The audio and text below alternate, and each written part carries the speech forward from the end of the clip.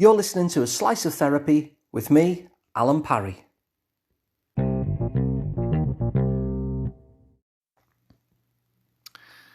At the moment, I've got 5,952 emails in my inbox. And every day I get more. I can't really stop them. They just keep arriving and arriving and arriving. In fact, it'd take a lot of effort to stop getting emails now. I'm locked into the email game. They just arrive uninvited and unsolicited and seemingly outside of my control. And when I think of my email inbox with emails arriving all the time, every hour, every day, more and more of them, completely uninvited, whether I've asked for these emails or not, they keep on coming. I can't help thinking that they're just like thoughts. Because in exactly the same way, I can't stop them either. Thoughts seem out of my control as well. They arrive uninvited. I can't actually stop having thoughts. They just appear. Every day I get more of them. Every hour I get more of them, just like emails. So what happens if I get thoughts that I don't like? So, I don't know, you might be thinking, I wish I didn't listen so much to my self-critical thoughts, or I wish I stopped questioning myself so much, or I wish I stopped listening to the thoughts that tell me to play small and be invisible. These are all thoughts that keep arriving.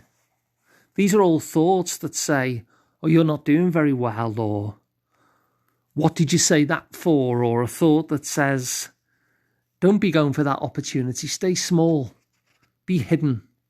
These are all thoughts, and they're the kind of thoughts that get in our way. And so it makes sense, doesn't it, that we want that. It makes sense that we want those thoughts that really don't help, that we want to stop listening to them because they do stand in our way. They undermine us. They limit our potential.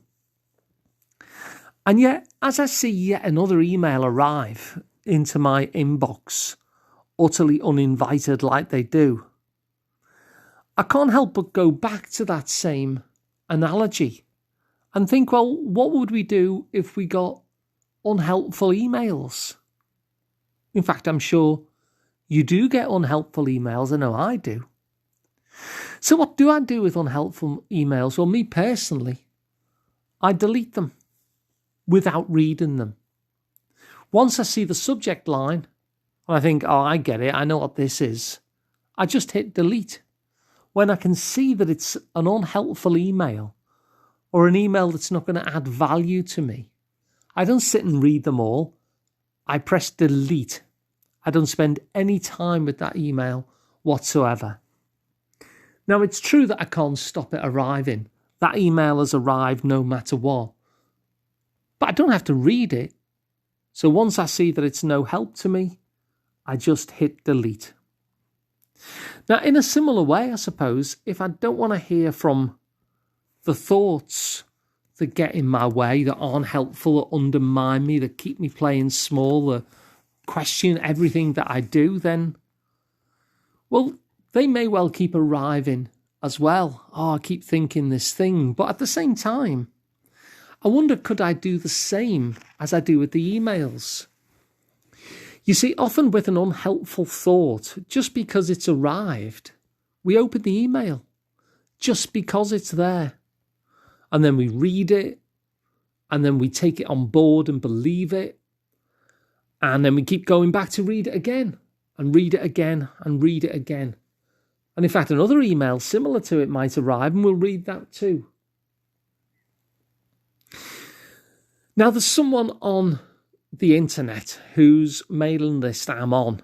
I subscribe to it, I chose it. And yet, what I notice is that a lot of his emails are no use to me at all. It's not even a bad email. It's just some of the content that he sends out is fitting to me, and some of the content that he sends out is of no interest to me whatsoever. And yet, I'm happy to have the content that's no use to me because I want the other stuff. So some of the emails are no use to me at all, but I stay subscribed because I don't want to miss the good mails, because when they're good, they're amazing. Yet most of them, I don't open them at all. Now, I don't get to control when those particular emails arrive. They just do. But I do control whether I hit delete.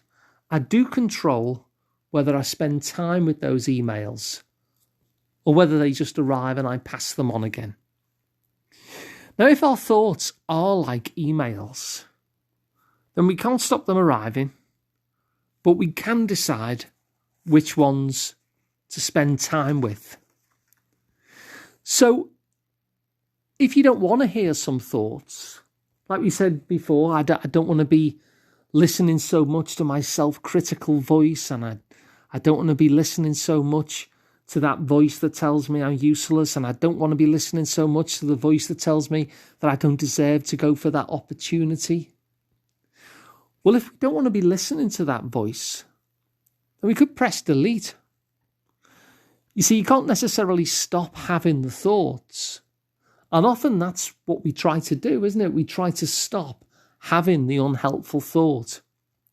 But they keep on coming in because thoughts of all sorts of descriptions keep on coming in, just like spam email into your inbox. And so you can't really stop having thoughts. But the other thing that you could do is decide how much time to spend with them.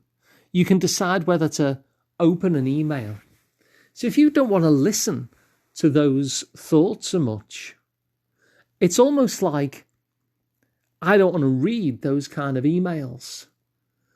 And so when those kind of emails come in, I don't read them. I just hit delete, even though they've arrived. So what would happen if we just accepted the fact that the thoughts arrive? If we put less effort into fighting the arrival of the thoughts, but made a decision as to whether we open that proverbial email or not, we make a decision about what it is that we're going to listen to. We're going to make a decision about whether we spend time with the thought that's just arrived or whether we don't. Now, if it's a helpful thought, we can spend as much time with that as we like. But if it's a thought that gets in our way, if it's a thought that drags us down, then just like an email that's unhelpful, we can just press delete and move on and think about something else instead. Now, it sounds quite simplistic, doesn't it? But nonetheless, instead of putting all your energy into trying to stop the thought arriving, I wonder what it would be like if we allowed the thoughts to arrive and just chose which ones that we wanted to attach to. So let's have a quick recap.